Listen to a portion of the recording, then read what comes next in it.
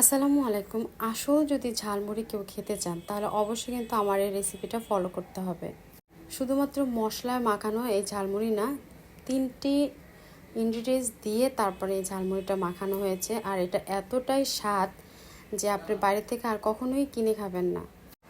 এখানে আমি এটাকে কী ডাল বলে আমি জানি না, তবে এই ডালটার দাম কিন্তু বেশি না। তো আমি সারা রাত ভিজিয়ে রেখে তারপরে আদা বাটা, রসুন বাটা, একটু মরিচের গুঁড়া, তেজপাতা আর লবণ দিয়ে খুব ভালো করে এটা সিদ্ধ করে নিব। আসলে আমাদের এখানে এটাকে অ্যাঙ্কর ডাল আর কি বলে।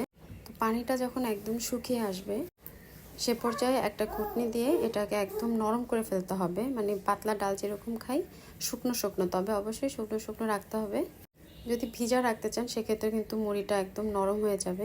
তো এই পর্যায়ে আমি এখানে শুকনা টালা জিরার গুঁড়া আর অল্প একটু গরম মশলার গুঁড়া দিয়ে আর অল্প একটু চাট মশলা দিয়ে আমি এটা নামিয়ে রাখবো। মানে খুব ভালো করে একটু মিক্স করে নামিয়ে নিব। তারপর আর একটা কড়াইয়ের ভিতরে আমি তেল দিয়ে নিচ্ছি। তেলটা যখন গরম হয়ে আসবে তখন 3টা তেজপাতা দিয়ে তেলের ভিতরে একটু ভেজে নেব।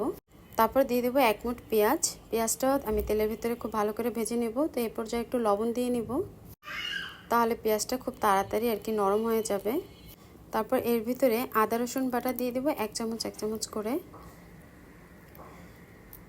আর দিয়ে দেবো হালকা একটু হলুদের গুঁড়া, আর দিয়ে দেবো 1 চামচ মরিচের গুঁড়া, যেহেতু আমি এখানে কাঁচা মরিচটা অ্যাড করছি। আর ধনিয়া গুঁড়া 1/2 চামচ, জিরার গুঁড়া 1/2 চামচ।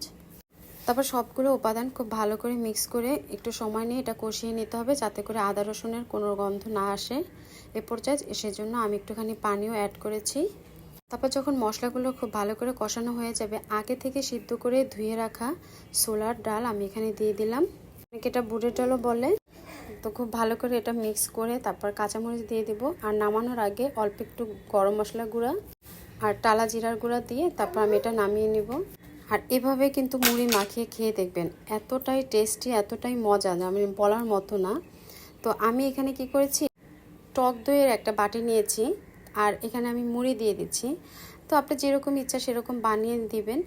তো আমি এখানে 3-4 মুঠের মতো মুড়ি নিয়েছি। তারপরে এখানে আমি পেঁয়াজ কুচি, কাঁচামরিচ কুচি, ধনিয়া পাতা কুচি আর দিয়ে দিব যে ডাল করেছি সে ডাল, শসা কুচি আর ছোলাটা দিয়ে দিব। আর একটা মশলা করেছি ঝালমুড়ির জন্য। অবশ্যই এই রেসিপিটা আমি আপনাদের সাথে এর আগে শেয়ার করেছি, তাই আজকে আর এটা দেখালাম না। তো এখান থেকে আমি 1/2 চামচের মতো নিয়েছি।